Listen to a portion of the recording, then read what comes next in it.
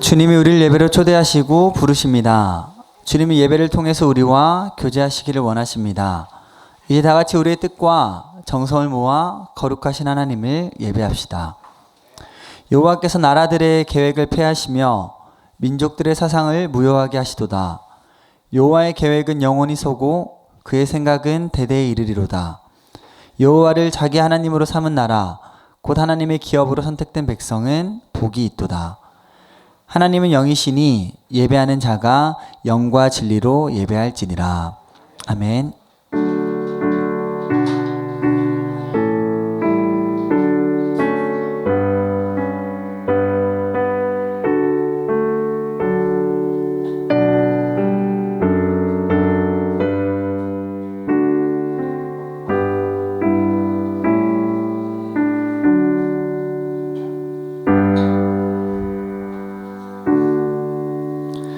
같이 사도신경으로 우리의 신앙을 함께 고백하시겠습니다.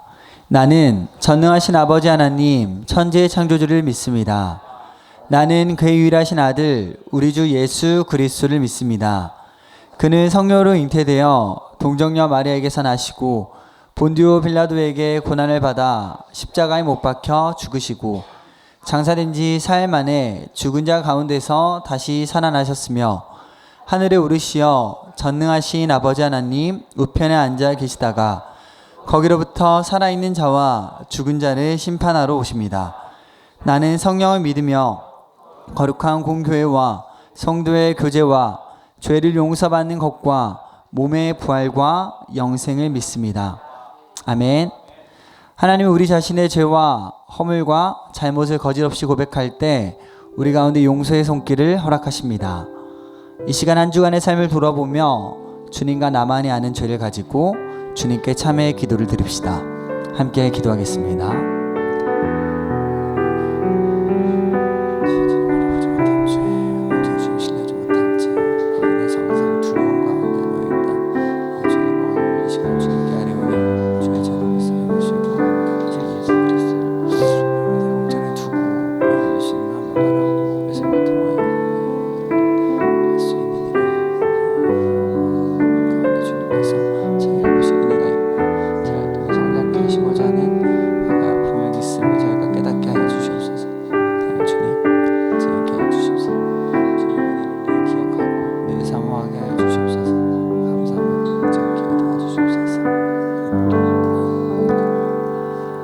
하나님이 그 아들을 세상에 보내신 것은 세상을 심판하려 하심이 아니요 저로 말미암아 세상이 구원을 받게 하려 하심이라. 그러므로 이제 그리스도 예수 안에 있는 자에게는 결코 정죄함이 없느니라. 아멘. 오늘 예배 가운데 오신 여러분들 주님의 이름으로 사랑하고 또 축복합니다. 이 시간도 우리의 길이 되시고 소망 되신 하나님과 함께 찬양하였으면 좋겠습니다.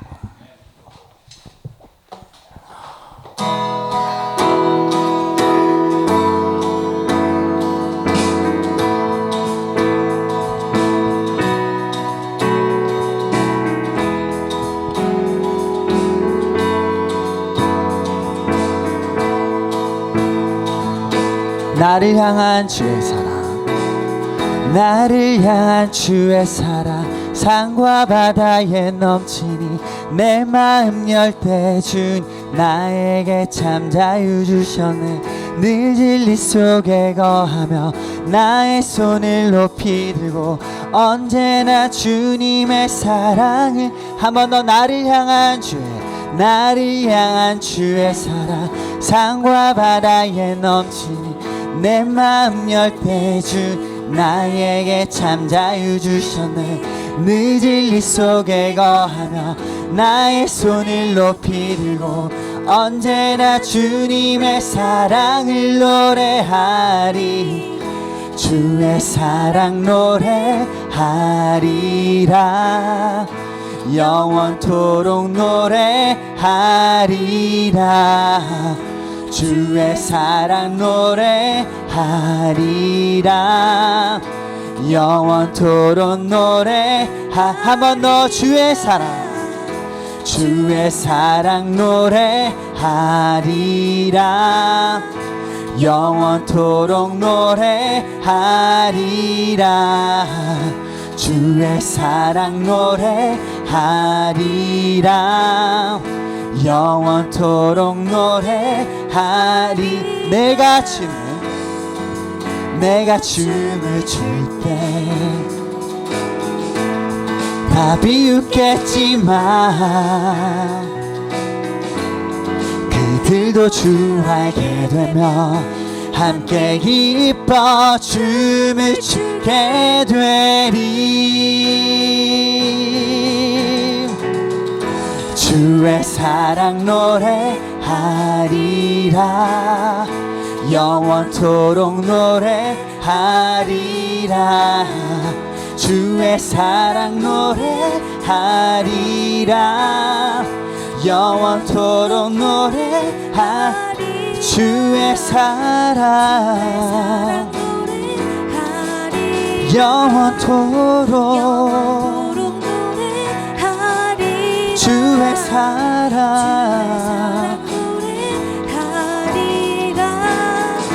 영원토록 마지막으로 고백할까요? 주의 사랑 노래하리라. 영원토록 노래하리라. 주의 사랑 노래하리라. 영원토록 노래하리라. 우리에게 사랑 베푸신 하나님께 감사의 박수 드리기 원합니다.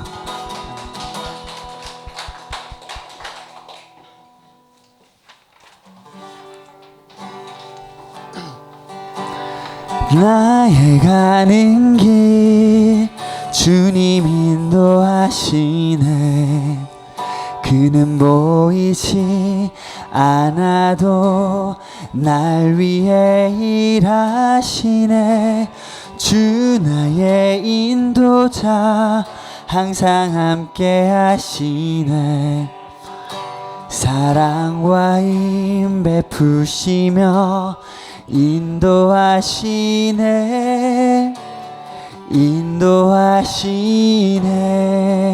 나의 가는 길 주님 인도하시네. 그는 보이지 않아도 날 위해 일하시네. 주 나의 인도자 항상 함께 하시네. 사랑과 힘 베푸시며 인도하시네. 다시 한번 마음 모아 고백하겠습니다. 나의 가는 길 주님 인도하시네. 그는 보이지 않아도 날 위해 일하시네. 주 나의 인도자 항상 함께 하시네. 사랑과 힘 베푸시며 인도하시네.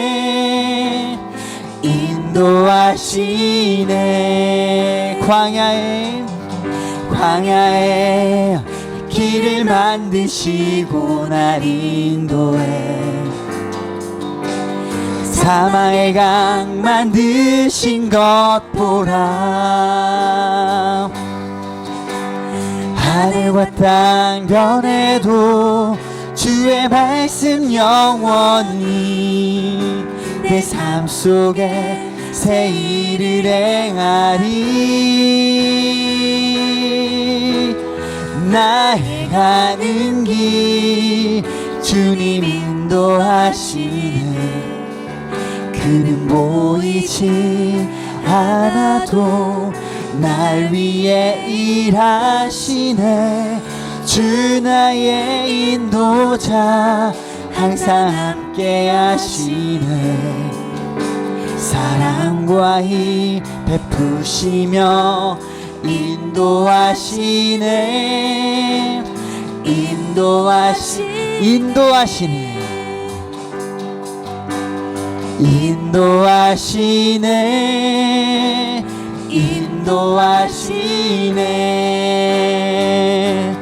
꽃들도 구름도 바람도 넓은 바다로 찬양하라 찬양하라 예수를.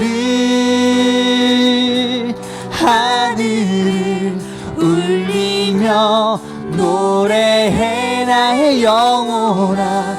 은혜의 주 은혜의 주 은혜. 한 번 더 마음 모아. 꽃들도 구름도 바람도 넓은 바다도 찬양하라 찬양하라 예수를. 하늘을 울리며 노래해 나의 영혼아. 은혜의 주 은혜의 주 은혜의 주. 꽃들도 구름도 바람도 넓은 바다도 찬양하라 찬양하라 예수를. 하늘을 울리며 노래해 나의 영혼아. 은혜의 주 은혜의 주. 우리 목소리로만 고백하겠습니다. 꽃들도 구름도 바람도 넓은 바다도 찬양하라 찬양하라 예수를. 하늘을 울리며 노래해 나의 영혼. 은혜의 주 은혜의 주. 꽃들도 구름도 바람도 넓은 바다도 찬양하라 찬양하라 예수를. 하늘을 울리며 노래해 나의 영혼. 은혜의 주 은혜의 주 은혜의 주 은혜의 주 은혜의 주 은혜의 주 은혜의 주. 함께 예배 위에 기도했으면 좋겠습니다. 날 향한 주님의 사랑을 깨닫는 귀하고 복된 시간 되게 하여 주시옵소서.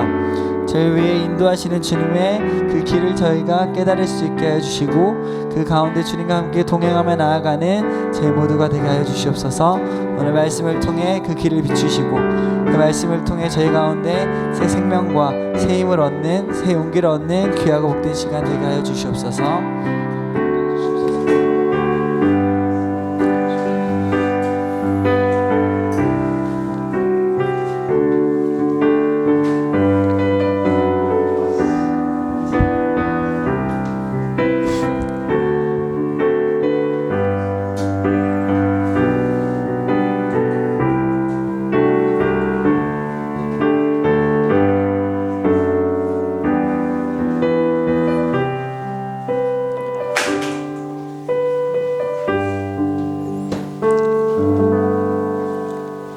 기도드리겠습니다. 찬양과 영광 받으시기에 합당하신 하나님, 주께서 지으신 모든 민족이 주님 앞에 경배하며 그 이름에 감사를 돌립니다. 거룩하고 복된 주의 날에 각처에서 흩어져 생활하던 이들이 한자리에 모였습니다. 거룩한 만남을 주셨으니 신령과 진정으로 아름다운 예배를 드리게 하옵소서. 가을이 깊어가면서 나무마다 열매를 맺고 있습니다. 저희들도 주님 앞에 우리 삶의 자리에서 성령의 열매를 맺어가도록 보호하시고 인도하여 주옵소서. 주님, 지난 한 주간 동안에 땅의 것을 생각하며 주님을 기쁘시게 하지 못하고 육신을 위해 이기적인 욕망과 많은 제약에서 살아왔음을 고백합니다. 저희 회개를 들어주시고 용서해 주옵소서. 주님, 이 나라를 지켜 보호하사 주님의 권능이 필요합니다. 대통령을 비롯하여 유정자들의 양심을 깨우사 하찮은 권력과 명예가 그들의 모양새가 되지 않게 하시고 국민 앞에 부끄러움으로 주님 앞에 두려움에 찔림이 있게 하옵소서. 저희도 주님 앞에서 착한 행실로 성령의 열매를 맺어가도록 보호하시고 인도하여 주시옵소서. 주님, 주의 능력과 십자가를 등에 지고 전 세계 파송된 선교사들에게 날마다 주 품 안에 거하게 하시고 사역 위에 기름 부어 주셔서 하늘의 잔치로 주님의 기쁨이 되게 하옵소서. 주께서 행하신 주님의 마음과 시선이 있는 그곳에서 우리의 각자 행실이 주의 길이 되게 하옵소서. 주님, 우리는 간절히 부르짖습니다. 여러 모양들로 기도 제목을 가지고 주 앞에 섰습니다. 주님의 은혜가 아니면 할 수 있는 게 하나도 없음을 고백합니다. 우리들을 불쌍히 여기셔서 궁의를 베풀어 응답하여 주시옵소서. 주님, 오늘 말씀을 전하시는 목사님에게 성령의 충만함을 부어 주시옵소서. 주님의 말씀을 담대히 전하실 때 성도들이 그 말씀을 통해 주님의 뜻을 깨닫고 영의 양식을 풍족하게 채워 영적 감각이 우둔하지 않게 하시고 주님 말씀에 순종하는 삶을 살아가도록 인도하여 주시옵소서. 또한 예배를 섬기는 모든 봉사자들에게도 주님의 힘과 기쁨을 허락하셔서 주님의 영광을 위해 온 마음을 다하여 섬기게 하옵소서. 이 모든 말씀을 주 예수 그리스도 이름으로 기도드리옵나이다. 아멘.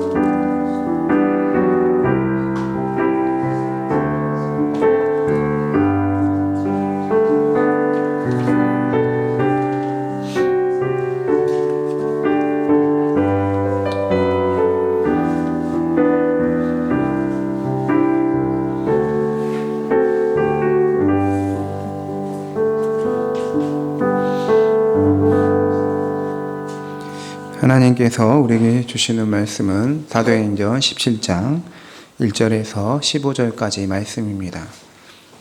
사도행전 17장 1절에서 15절까지 말씀입니다. 신약성경 217쪽에 있습니다.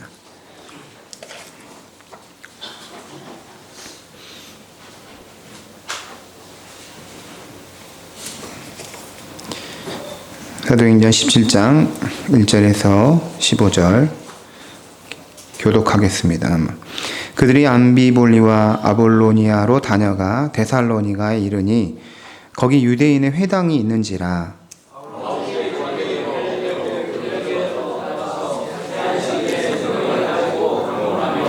뜻을 풀어 그리스도가 해를 받고 죽은 자 가운데서 다시 살아나야 할 것을 증언하고 이르되 내가 너희에게 전하는 이 예수가 곧 그리스도라 하니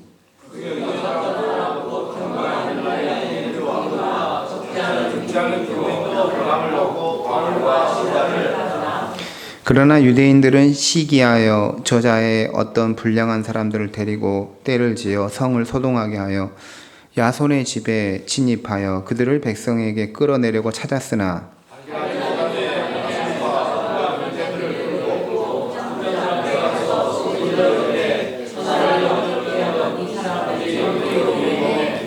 야손이 그들을 맞아 들였도다. 이 사람들이 다 가이사의 명을 거역하여 말하되 다른 임금 곧 예수라 하는 이가 있다 하더이다 하니 야손과 그 나머지 사람들에게 보석금을 받고 놓아주니라.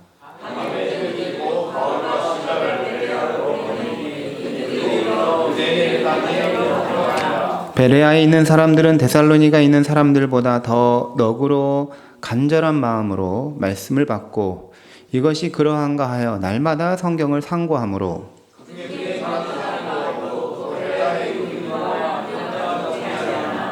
데살로니가에 있는 유대인들은 바울이 하나님의 말씀을 베레아에서도 전하는 줄 알고 거기도 가서 무리를 움직여 소동하게 하거늘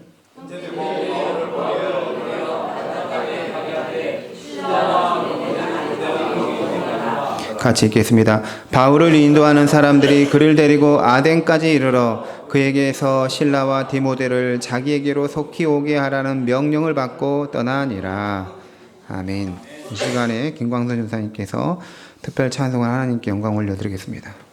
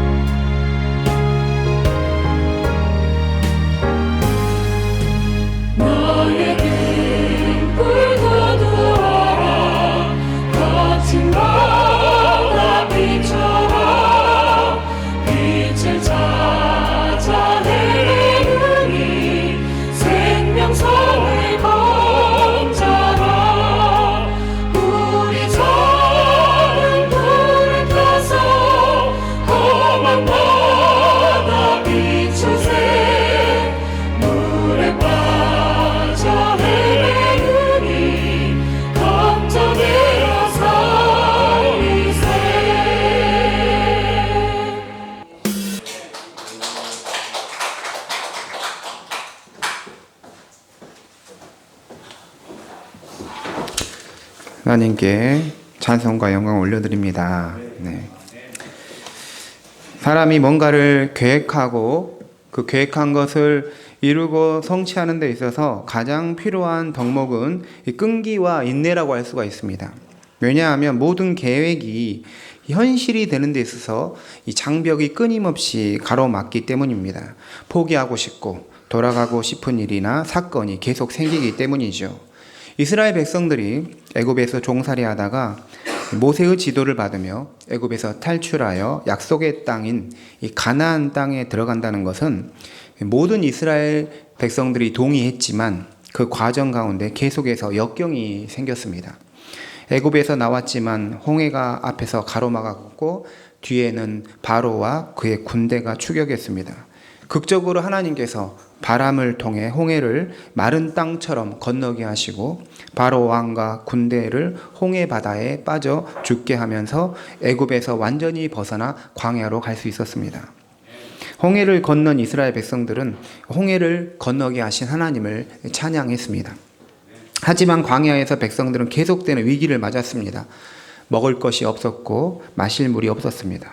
어려움과 역경이 계속 생겼습니다. 그 모든 과정을 통과하는 데 필요한 것은 그 모든 것을 견디는 인내와 포기하지 않는 끈기였습니다. 그리고 그 모든 인내와 이 끈기를 생산해내는 것은 결국 믿음이었습니다. 하나님께 대한 굳건한 믿음을 가진 자는 내면에서 끊임없이 불굴의 의지가 생겨납니다. 포기하고 싶고 돌아가고 싶더라도 믿음이 있는 사람은 그것을 이길 힘을 얻게 되어 견디며 버티며 인내하여 목적지에 도달할 수 있게 되는 것이죠. 무엇인가를 계획하고 그것을 이루는 과정은 결코 쉬운 것이 아닙니다. 추구하는 목표와 목적지가 가치가 있는 것이면 것일수록 그 일이 쉽게 성취가 되지 않습니다. 반대하는 사람이 나타나고 벽처럼 부딪히는 현실을 마주합니다. 가치 있는 것일수록 어려움과 역경이 있는 법입니다. 그렇다면 이 세상에서 가장 가치 있는 것이 무엇이겠습니까? 우리가 가장 가치 있게 여겨야 할 것이 무엇일까요? 성경은 우리의 구원자이신 예수 그리스도가 우리의 최고의 가치라고 합니다. 사도 바울은 빌립보에서에서 그리스도를 아는 지식이 가장 고상하다, 가장 높다고 했습니다. 고린도후서 4장에서는 이 보배를 질그릇에 가졌다라고 했습니다. 예수님을 보아라고 부른 것이죠. 베드로전서에서는 우리 죄를 용서하는 예수님의 피를 가리켜서 보배로운 피라고 했습니다. 예수님과 그의 피는 이 세상에서 가장 가치 있는 보물입니다. 그리고 그 예수님을 전하는 사역, 복음 사역이 이 세상에서 가장 가치 있는 사역인 것이죠. 가장 가치 있는 사역이기에 당연히 이 사역에 대한 반대가 계속해서 일어날 수밖에 없는 것입니다. 오늘 말씀은 사도 바울과 그 일행 전도자들이 복음을 전하다 겪은 일입니다. 바울과 실라와 디모데는 먼저 빌립보에서 복음을 전하다 그 매를 맞고 빌립보 감옥에 갇히게 되었습니다. 감옥에서도 그들은 하나님을 찬미하고 기도를 드렸습니다. 그러자 감옥의 문이 열린 것이죠. 그곳에서 빌립보 감옥의 그 간수에게 복음을 전하여 그 간수와 그 가족이 예수님 믿게 되었습니다. 바울 일행은 빌립보라는 도시를 떠나서 이제 데살로니가라는 새로운 도시에 이르게 되었습니다. 사도 바울이 새로운 도시에 왔을 때 복음을 전하는 방식이 있었습니다. 먼저는 유대인에게 복음을 전하고 그 후에 이방인에게 복음을 전했습니다. 그래서 우리 오늘 말씀 17장 1절 2절을 보시면 그들이 암비볼리와 아볼로니아로 다녀가 데살로니가에 이르니 거기 유대인의 회당이 있는지라. 바울이 자기의 관례대로 그들에게로 들어가서 새 안식일에 성경을 가지고 강론했다라고 말합니다. 바울은 유대인에게 복음을 전하기 위해서 유대인의 회당에 가서 복음을 전했습니다. 그런데 우리가 여기서 알 수 있는 사실은 세 주간에 걸쳐서 새 안식일에 성경을 가지고 강론을 했다는 사실입니다. 그 강론의 내용은 이제 성경을 풀어가지고 그리스도가 고난을 받고 죽으셨다가 다시 살아나셨다, 부활하셨다는 것이고 그 그리스도는 예수님이라는 거예요. 예수가 곧 그리스도라는 사실인 것이죠. 그러한 복음을 새 안식일에 걸쳐서 전했습니다. 그랬더니 어떻게 됐습니까? 4절에 보면 그 중에 어떤 사람 곧 경건한 헬라인의 큰 무리와 적지 않은 귀부인도 권함을 받고 바울과 실라를 따랐다라고 합니다. 실제로 복음을 듣고 난 후에 복음의 변화가 생겨난 것이죠. 이 말씀에서 우리가 알 수 있는 사실은 말씀을 듣는 자리에 계속 있어야 한다는 것입니다. 바울은 이 새 안식일에 연속으로 성경을 강론했습니다. 첫 번째 안식일에 성경을 강론했을 때 깨닫지 못할 수 있지만 두 번째 또 강론하고 세 번째 강론하니까 이 유대인들 또 거기에 있는 그 헬라인들이 말씀을 들으면서 깨닫는 역사가 일어나는 것이죠. 이사야 28장 10절에 교훈에 교훈을 더해야 한다고 했어요. 교훈 한 번 하는 게 아니라 계속해서 교훈을 더해 가야 한다고 했습니다. 우리 남녀가 소개를 받을 때 최소 3번 보는 게 좋습니다. 물론 처음 만나서 바로 이 사람은 아니다라고 이렇게 확인이 될 수도 있지만 그래도 3번은 만나서 대화를 해봐야지 그 사람이 어떤 사람인지 최소한으로 알 수가 있는 것이죠. 한 번 보고 그 느꼈던 그 첫인상 때문에 그 진국을 진짜 괜찮은 사람을 못 알아볼 수가 있는 것이죠. 최근에 제가 아는 담임 목사님, 교회에서 사역하시는 목사님이 있는데 제 후배 목사를 그 교회의 교육 목사로 소개를 했습니다. 면접까지 봤는데 결국은 청빙을 받지 못했어요. 거기서 사역을 하지 못하게 되었습니다. 그런데 그 이유를 들어보니까 제 후배인데도 이 친구가, 이 목사가 저보다 10살은 많게 보인다는 거예요. 그러니까 이 담임 목사인 분이 저보다 2살 많은데 그 담임 목사님보다 훨씬 더 나이가 많게 보인다는 거예요. 근데 이 목사님이, 교육 목사님이 지원하신 목사님은 정말 훌륭한 목사님이거든요. 얼굴로는 좀 아닐 수 있는데, 외모로는 아닐 수 있는데, 진국이에요. 정말 훌륭한데, 그게 그 첫 인상 때문에 사실 알아보지 못해서 좀 안타까웠습니다. 물론 거기 하나님의 뜻이 있을 수 있겠죠. 하나님의 말씀도 한 번, 두 번, 세 번 계속 듣다 보니까 점점 마음의 문이 열리는 것입니다. 그러므로 성도는 말씀을 듣는 자리에 계속 있어야 돼요. 그게 은혜의 자리이기 때문입니다. 말씀 듣는 자리에 계속 있다 보면 내 영혼이 말씀에 대한 반응을 하는 것입니다. 안 들으면 어떤 일도 일어나지 않지만 들으면 무슨 일이 일어나는 것입니다. 데살로니가에 사는 유대인들은 이방 도시에 살면서도 하나님의 율법을 듣고 배우기 위해서 함께 모이는 그 장소와 시간을 구별해서 규칙적으로 모였습니다.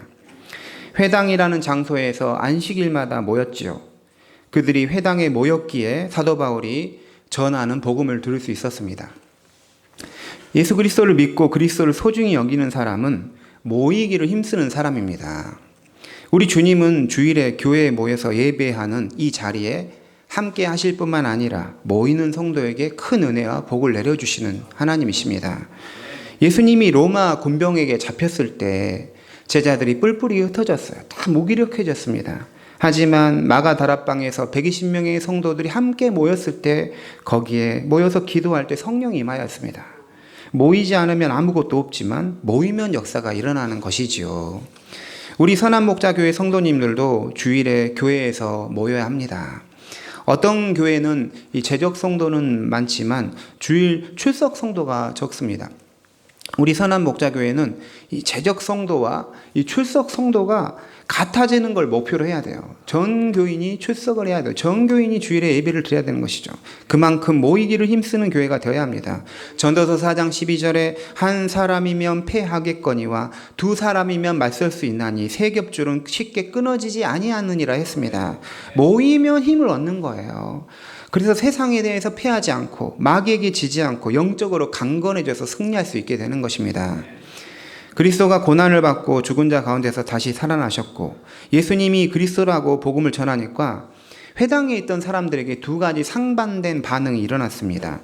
4절 5절 또 보시면 그 중에 어떤 사람 곧 경건한 헬라인의 큰 무리와 적지 않은 귀부인도 권함을 받고 바울과 실라를 따르나 그러나 유대인들은 시기하여 저자의 어떤 불량한 사람들을 데리고 떼를 지어 성을 소동하게 하여 야손의 집에 침입하여 그들을 백성에게 끌어내려고 찾았으나 가장 복음을 잘 받아들이고 믿을 것 같았던 유대인들은 오히려 복음을 거부하고 시기하고 복음을 대적하였습니다. 반면에 복음을 잘 믿을 것 같지 않은 헬라인과 기부인들이 복음을 받아들이고 바울의 가르침을 따랐습니다.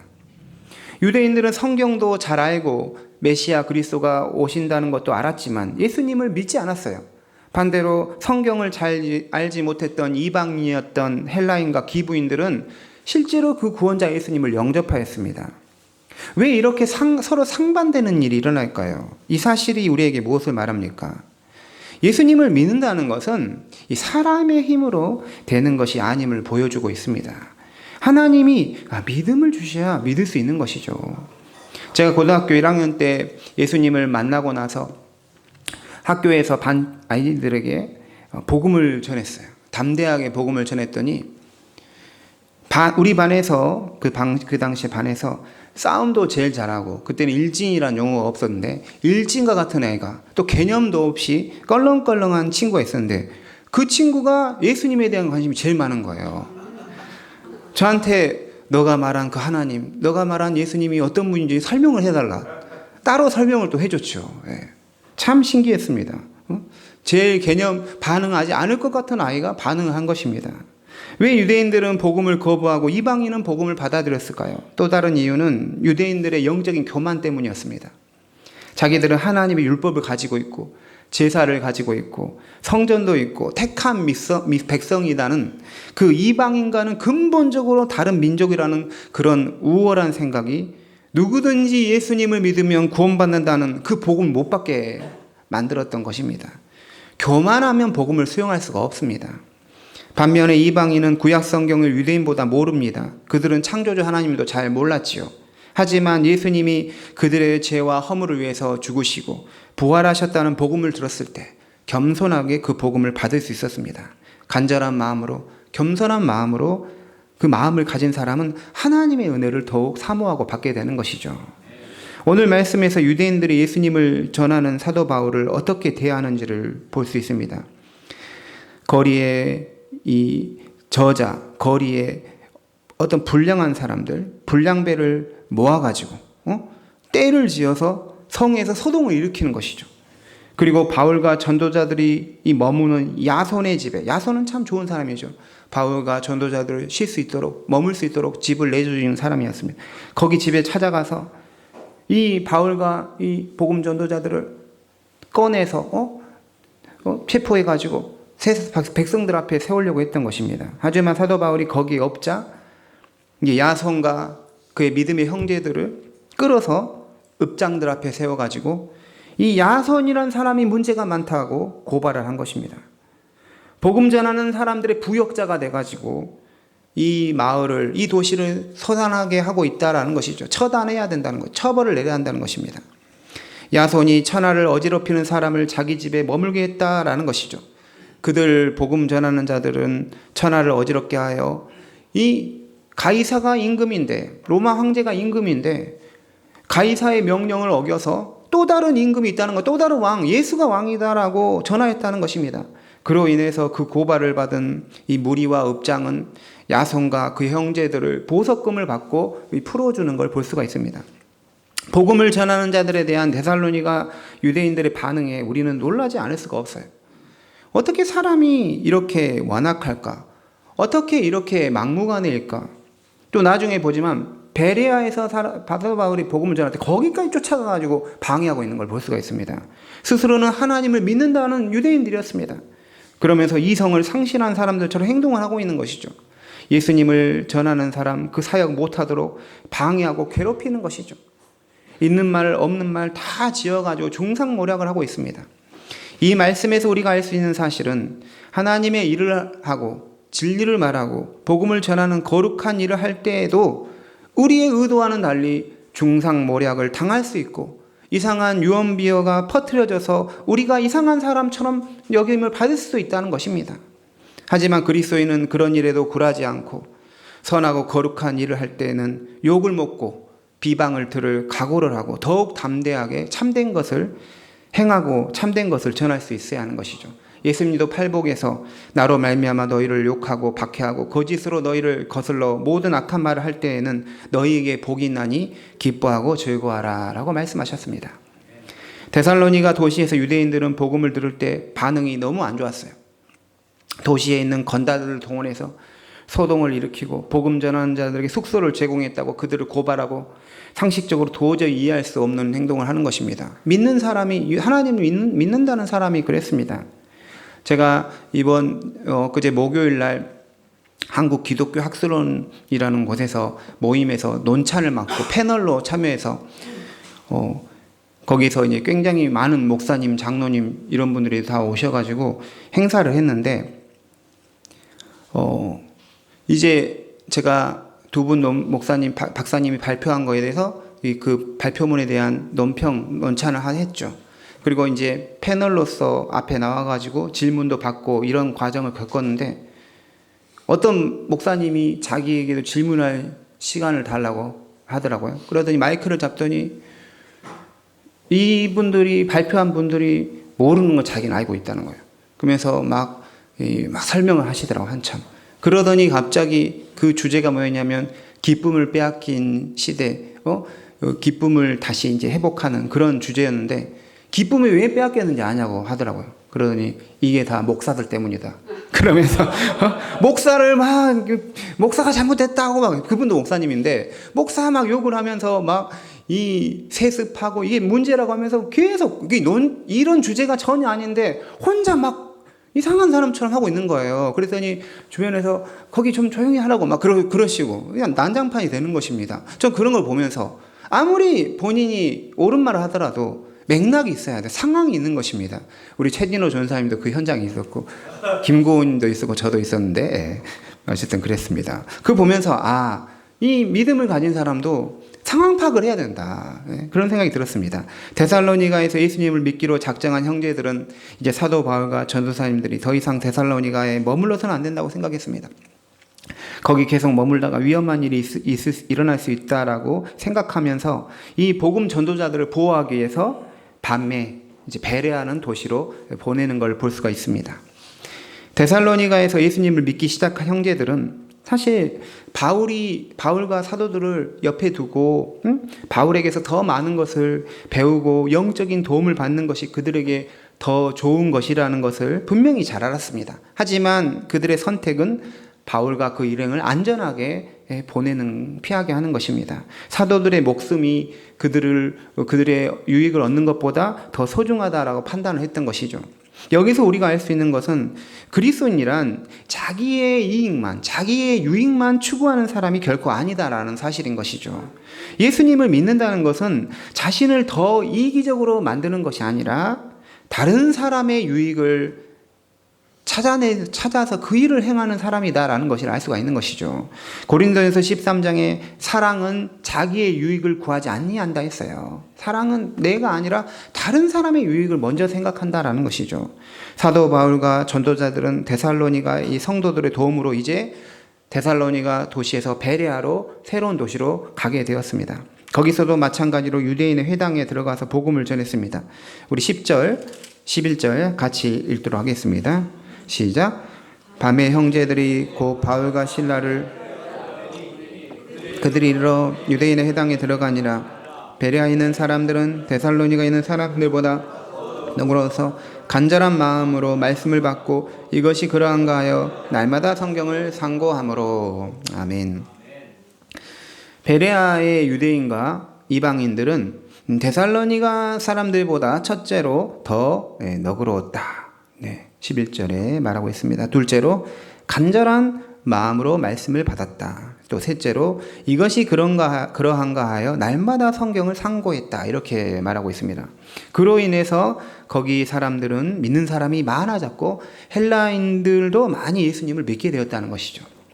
베레아 사람들의 이 복음에 대한 태도를 보면서 우리가 하나님께 은혜를 받으려면 어떻게 하는지를 깨닫게 됩니다. 첫째로 너그러워야 합니다. 같이 해보겠습니다. 너그러워지자. 네. 사람이 너그럽다는 것은 여유가 있죠. 너그럽다는 것은 인격과 성품이 고상하다는 것이죠. 또 마음이 편협하지 않고 보다 열려 있다는 것을 말합니다. 데살로니가 유대인들이 복음을 듣고도 예수님을 발견하지 못한 것은 그들의 편견과 닫힌 마음 때문이었어요. 너그럽다는 것은 말씀에 대해서도 그렇고 모든 배움에 대해서도 그렇습니다. 또 인간관계에서 너그러워야 되는 것이죠. 편협하고 협소하면 배울 수가 없어요.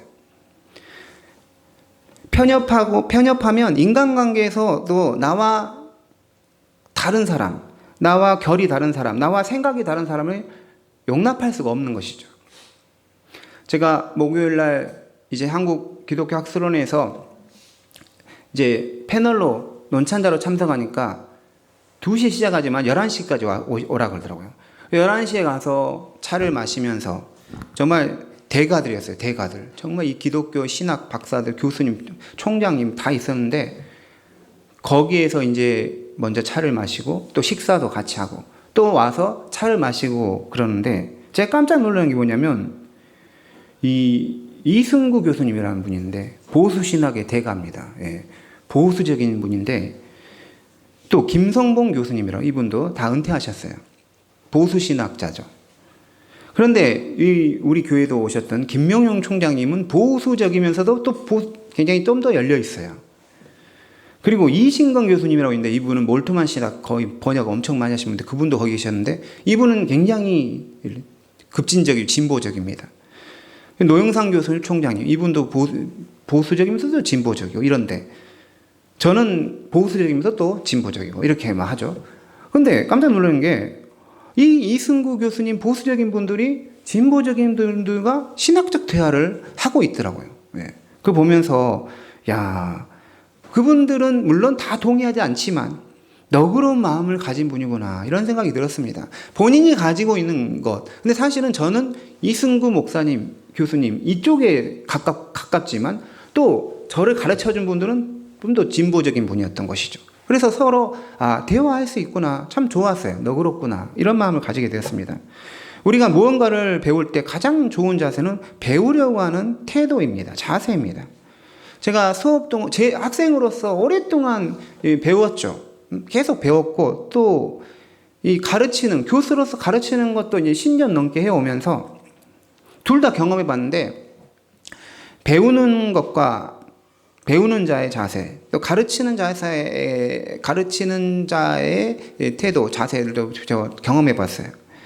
학생들이 배우려고 하는 태도가 보이면 교수님들은 더 잘 가르치려고 노력합니다. 하나라도 더 가르치려고 하죠. 하지만 배울 마음이 없거나 배움의 태도를 닫아버리면 가르쳐주고 싶은 마음이 사라져버리는 것입니다. 그래서 자기 역량을 다 발휘하지 못합니다. 너그럽다는 것은 이렇게 배우려는 자세, 가르침을 받으려는 마음을 가져야 합니다. 그뿐만 아니라 사람에게도 마음을 여는 것입니다. 사람을 막 까다롭게 대하지 않아요. 쉽게 삐지거나 화내지 않고 뚱하지 않는 것이죠. 우리는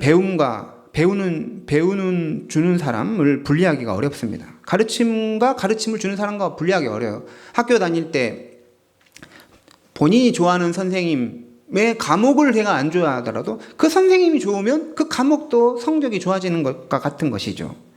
이 메시지와 메시지를 전하는 사람은 분리가 안 되는 거예요. 그러니까 저를 싫어하면 안 됩니다. 저를 싫어하면 메시지도 싫어하게 되는 거예요. 예. 그래서 가르치는 것과 가르치는 사람을 같이 볼 수 있어야 되는 것이죠. 우리는 베레아 성도들처럼 너그러운 마음을 가져야 합니다. 우리 성도님 너그러운 마음 가지시기 바랍니다. 둘째로 간절한 마음으로 말씀을 받았습니다. 같이 해보겠습니다. 간절한 마음으로 말씀을 받자. 네. 간절한 마음으로 말씀을 받는다는 것은 복음을 귀히 여기는 것을 말합니다. 복음을 귀히 여기고 그 복음을 아멘으로 수납할 수 있는 것이 간절한 마음인 것이죠. 예수님께서는 개와 돼지에게 보물을 주지 말라 했어요. 그것이 아무리 귀해도 그 가치를 모르는 사람은 그 보물을 훼손하기 때문이다라는 것이었죠. 사실 저는 신학 공부에 있어서 계속 공부해서 신학 박사까지 할 줄은 몰랐어요. 그런데 끝까지 공부할 수 있었던 것에는 이 신학 공부에 대한 간절함이 있었기 때문입니다. 신학대학에서 제가 같은 반 학생들보다 두각을 나타냈던 것이 대학교 2학년 2학기 때부터 했어요. 근데 선생님께서 막 수업을 하면 제가 그걸 다 알고 있었던 거예요. 왜 그러냐면 책을 엄청 읽었거든요. 그래서 제일 행복했던 게 뭐냐면 특히 여름에 서점에 가가지고 에어컨 앞에서 책을 하루 종일 읽는 게 이게 너무 좋았어요, 저는. 그러면서 제가 이제 그 진리에 대한 간절함, 하나님의 말씀에 대한 사모함이 막 생기더라고요. 저는 진리 탐구라면 다른 도시에서 그 선생님, 그 책의 저자를 만나러 갔습니다. 전화해가지고 어떻게 저 좀 만나주실 수 있겠습니까? 해서 찾아가고 막 그랬습니다. 선배들이 좋은 책이라고 하면 그것을 다 사가지고 따로 읽었어요. 교수님이나 학교 선배님이 말하는 말씀을 다 귀담아 들었어요. 그래서 선배님들이 말하는 거는 진리가 입에서 떨어지는 줄 알았어요. 다 난 받아야 되겠다. 이런 마음으로 간절함이 있었던 것이죠. 특히 성경을 대할 때는 말씀이 살아서 운동력이 있었습니다. 하나님 말씀을 대할 때 말씀이 정말 매일 새롭고 은혜가 달랐어요. 말씀에서 주신 은혜가 최고로 컸습니다. 하나님의 말씀에서 진리를 알고 신학 공부 통해서 신학을 배우면서 저는 어둠에서 광명으로 나아가게 됐습니다. 베레아 사람들은 바울에게 말씀을 들을 때 간절한 마음으로 말씀을 받았습니다. 이런 마음은 전하고 있는 말씀을 가지고 괜한 논쟁을 하지 않음을 말합니다. 말씀을 들을 때 쓸데없는 것에 꽂혀가지고 정작 중요한 것을 놓쳐서는 안 된다는 것이죠. 또 전하는 말씀에서 오류를 찾지 않음을 말합니다. 그게 간절한 마음으로 말씀 받는 거예요. 전하는 자에게 반박할 근거를 찾으려고 설교를 듣는 게 아니라는 것이죠. 말씀을 듣는 사람을, 말씀을 전하는 사람에게서 오류를 찾기보다는 오류가 있을 수 있지만 오히려 그 오류 속에서 진리를 발견하려고 해야 되는 것입니다. 왜냐하면 설교는 하나님의 말씀이지만 사람이 전하는 것이기에 오류가 있을 수가 있기 때문인 것이죠. 하지만 그 오류가 설교 전체를 무의미하게, 무가치하게 만드는 것이 아닌 것입니다. 제가 스트라스부르에서 프랑스에 살면서 그때 담임 목사님께서 신학적으로 저랑 안 맞고 너무나 좀 이상했어요. 저는 좀 은혜를 못 받았어요. 그런데 어떤 분이, 한 분이 집사님이 그 교회 오시더니 나중에 티타임 하는데 오늘 말씀이 참 목사님 말씀 은혜로웠다는데 전 하나도 공감이 안 되더라고요. 그럼 왜 저희 문제가 뭐였냐면 안 좋은 것만 보고 있는 것이죠. 안 맞는 것만 꽂혀가지고 생각하고 있는 것이죠. 하지만 그분은 안 좋은 게 아니라 거기에 맞는 것에서 꽂혀가지고 거기서 은혜를 또 받는 것이죠. 강에서 금을 채취할 때 수많은 불순물과 불필요한 것들 속에 숨어있는 금 작은 알갱이들을 채취합니다. 그러면 그 금 알갱이를 찾고 나머지는 다 버려야 되는데 금 알갱이를 버리고 나머지 갖고 집착해서는 안 된다라는 것이죠. 데살로니가 유대인들은 바울이 전하는 말씀에서 진리를 찾기보다는 오류를 찾는 데 신경을 쏟았던 것이죠. 우리는 하나님의 복음을 귀히 여겨서 간절한 마음으로 말씀을 받아야 합니다. 그렇게 간절하게 사모하는 자에게 복음의 생명과 능력이 임하기 때문인 것이죠. 우리 성도님들도 말씀을 간절하게 사모하며 받으시기 바랍니다. 마지막 세 번째로 날마다 성경을 상고했다고 합니다. 같이 해보겠습니다. 날마다 성경을 상고하자. 네. 베레아 사람들은 바울이 전한 복음이 실제로 그러한가 하여 날마다 성경을 상고했다고 합니다. 상고한다는 말은 묻고 조사한다는, 깊이 관찰한다는 뜻을 가지고 있습니다. 전한 말씀을 다시 살피고 연구하는 것입니다. 공부를 잘하려면 예습도 잘하고 가야 되지만 복습을 잘해야 됩니다. 배운 거를 잘 살펴야 돼요. 복습해야 되는 것이죠. 사실 복음을 듣는 사람의 입장에서는 예습보다 복습이 중요하죠. 왜 그러냐면 어떤 말씀을 할지 모르기 때문이죠. 하지만 들었던 말씀에 대해서는 뭐 할 수 있어요? 복습은 할 수 있는 것이죠. 복습을 하는 것은 책 잡고 흠을 찾기 위해서가 아니라 전했던 복음을 더욱 바르게, 더욱 분명하게, 더욱 확실하게 알고자 하는 심정으로 날마다 성경을 상고해야 하는 것을 말합니다.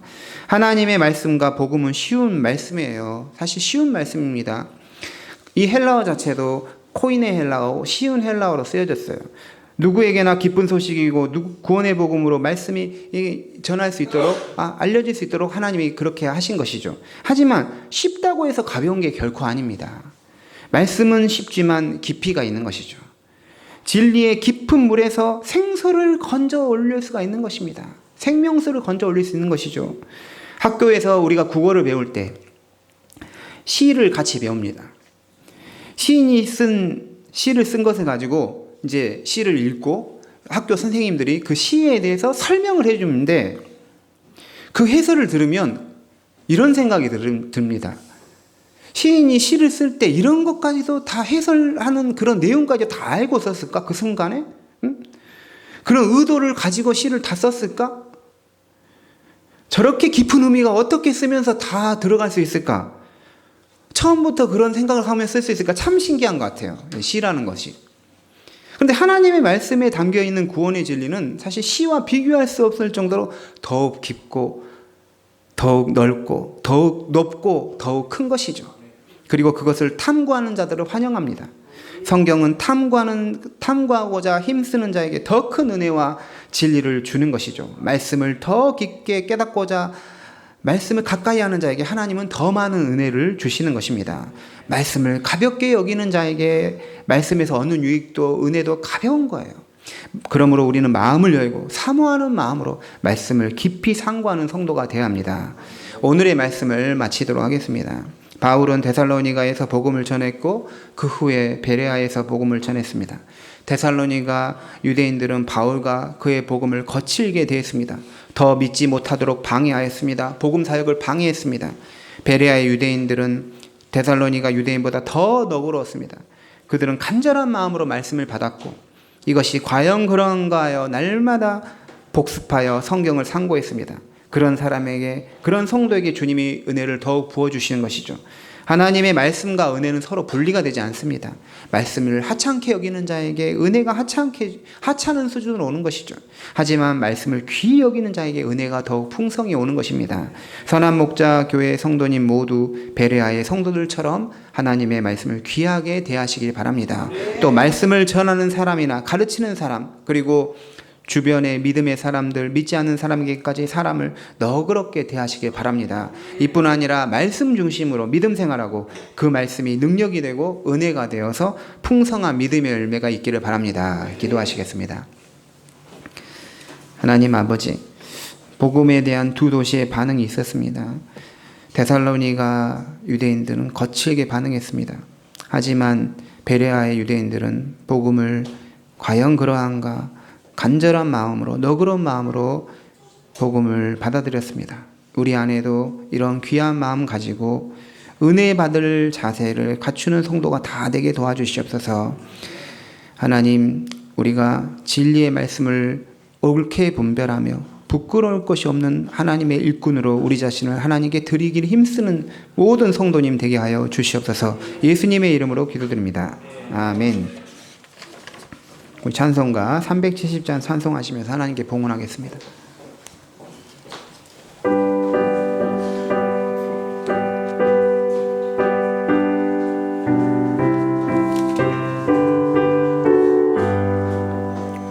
주 안에 있는 나에게 딴 근심이 있으랴 십자가 밑에 나아가 내 짐을 풀었네.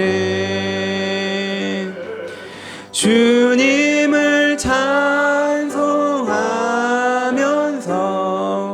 할렐루야 할렐루야 내 앞길 멀고 험해도 나 주님만 따라가리. 그 두려움이 변하여 내 기도 되었고 전날의 한숨 변하여 내 노래 되었네. 주님을 찬송하면서 할렐루야 할렐루야 내 앞길 멀고 험해도 나 주님만 따라가리. 내 주는 자비하셔서 내 주는 자비하셔서 늘 함께 계시고 내 궁핍함을 아시고 늘 채워주시네.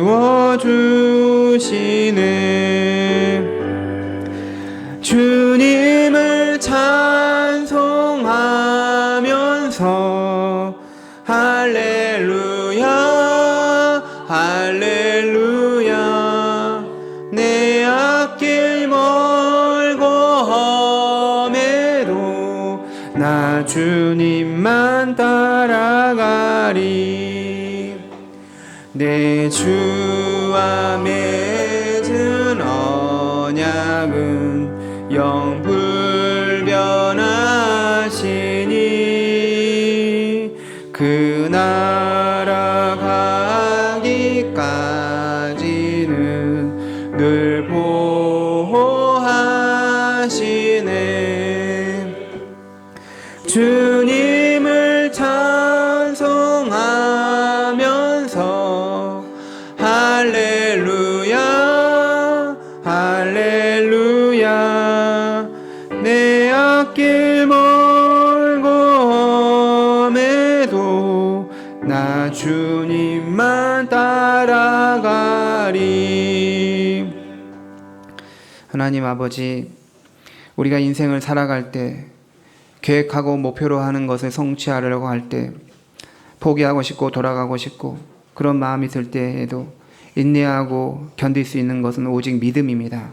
하나님 주시는 그 믿음으로 담대하게 다시 일어나서 그 일들을 이루게 하여 주시옵소서. 이를 이루시는 여호와 하나님 안에서 우리가 주 안에서 형통하고 복된 성도님 다 되게 하여 주시옵소서. 하나님 한 주간 주님의 은혜 가운데 지켜주시고 이렇게 다시 우리를 불러서 교회에서 함께 예배하게 해주신 것 감사합니다. 삼겹줄은 쉽게 끊어지지 않는다 했습니다. 우리가 함께 모여서 예배할 때 큰 은혜 더욱 부어주시고 세상에 나가서 소금과 빛의 역할을 온전히 감당하는 저희 모두 되기를 원합니다. 하나님, 주님이 아니면 한순간도 우리는 살 수가 없습니다. 주님의 은혜가 아니면 우리는 견딜 수가 없습니다. 주님 한없는 은혜를 부어주시고 축복을 주셔서 또 세상에서 우리가 수고하고 땀 흘린 것도 위해서도 결실하게 하여 주시옵소서. 하나님, 저희가 또 예물을 주님께 드립니다. 우리의 예물을 기쁘게 받아주시고 그 예물을 통해서 많은 영혼을 살려내고 주님께로 돌아오게 하는 복음의 역사가 있게 하여 주시옵소서. 교회를 교회답게 교회의 본질을 회복하는 그 예물로 사용되게 도와주시옵소서. 선교사님들의 그 사역에 정말 도움이 되고 선교사님들을 위해서 기도하며 정말 협력하는 우리 교회 되게 도와주시옵소서. 감사드리며 예수님의 이름으로 기도드립니다. 아멘. 감사합니다. 자리에 앉아주시기 바랍니다. 교회 소식 안내하겠습니다. 우리 옆에 분들과 인사하겠습니다. 간절한 마음을 가집시다. 또 다른 분에게 날마다 성경을 상고합시다. 네, 저희 그래서 주중에 성경 읽기 계속 해주시고요. 소그룹 모임이 있습니다. 또 복음전도도 있습니다. 우리 최진효 전사님이 장신대 신학대학원에 합격했습니다. 우리 박수 축하드립니다. 네. 네. 최진호 전사님은 너무나 학업이 뛰어나서 조기 졸업, 3년 조기 졸업하고 신대원도 바로 합격해가지고 훌륭한 사역자로 하나님께 사용하실 걸 믿습니다. 대단하신 감사합니다. 또 다음 주일은 우리 추수감사 주일로 지킵니다. 그래서 토요일에 장식을 하시고 또 주일에 오실 때 우리 추수감사 과일 좀 가지고 오실 분들은 같이 가져오시면 감사하겠습니다. 우리 이번 주 목요일에 이제 대학 수학능력 시험 평가가 있습니다. 그래서 우리 교회에 2명의 수험생이 있는데요. 장인규, 김시은 학생인데요. 우리 장인규 학생은 이제 김성술 집사님의 손자인데요. 앞에 나와주시고 김시은 학생 앞에 나오겠습니다. 우리 교육부장이신 김성현 장로님께서 우리 교회에서 준비한 것과 또 장로님께서 직접 준비한 거 우리 전달하도록 하겠습니다. 나와주시기 바랍니다. 네. 가운데로. 네. 네. 감사합니다. 네. 기도하겠습니다. 네. 기도하고 박수 치겠습니다. 하나님 아버지, 우리 수험생 있습니다. 장인규, 김시은 학생, 하나님의 굳센 팔 아래에 있게서 담대하게 해주셔서 우리 최상의 컨디션으로 최고의 집중력으로 문제를 잘 풀어 정답을 맞힐 수 있도록 은혜를 내려 주시옵소서. 지난 3년 동안 또 1년 동안 재수하면서 수고했습니다. 성실하게 공부했습니다. 주님께서 기름 부어주시고 축복해 주셔서 떨리지 않고 정말 담대하게 그 모든 과정을 통과할 수 있도록, 그래서 원하는 그 진로로 과를 통하여 또 그곳에서도 공부 열심히 하고 하나님께 영광을 올려드리는 복된 삶이 될 수 있도록 은혜 내려 주시옵소서. 하나님, 이 시험 보는 날까지 컨디션 잘 관리하고 몸의 건강도 허락하여 주시고 정말 우리가 또 함께 기도하면서 이 시험에 잘 임할 수 있도록 은혜 내려 주시옵소서. 감사드리며 축복하며 예수님의 이름으로 기도드립니다. 아멘. 감사합니다. 응원하고 격려합니다. 다 같이 일어나셔서 파송에 찬양하겠습니다.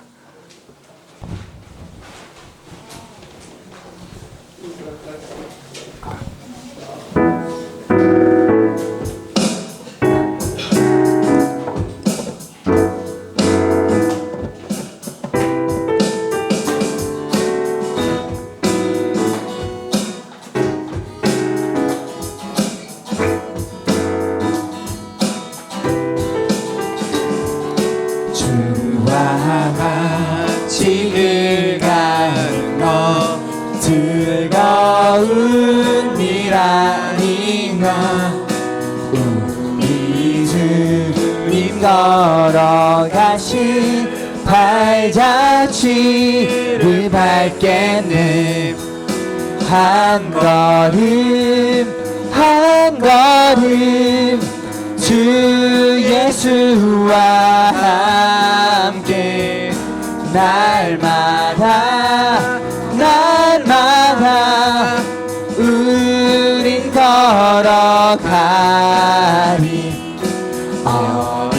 어린아이 같은 우리 미련하고 약한 주의 손에 이끌리어 생명길로 가겠네.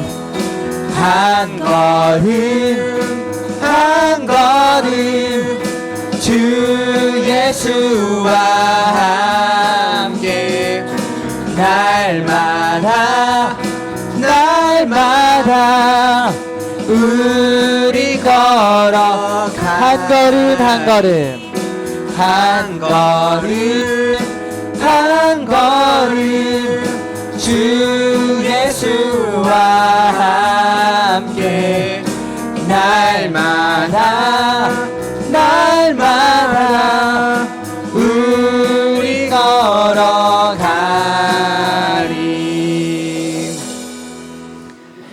이제는 우리 주 예수 그리스도의 은혜와 하나님 아버지의 크신 사랑과 성령의 교통하심이 너그러운 마음으로 또 간절한 마음으로 날마다 성경을 상고하기를 원하는 귀한 복음의 사역을 함께 감당하기 원하는 모든 주의 자녀들 위해 지금도 영원토록 함께 하시길 간절히 축원하옵나이다.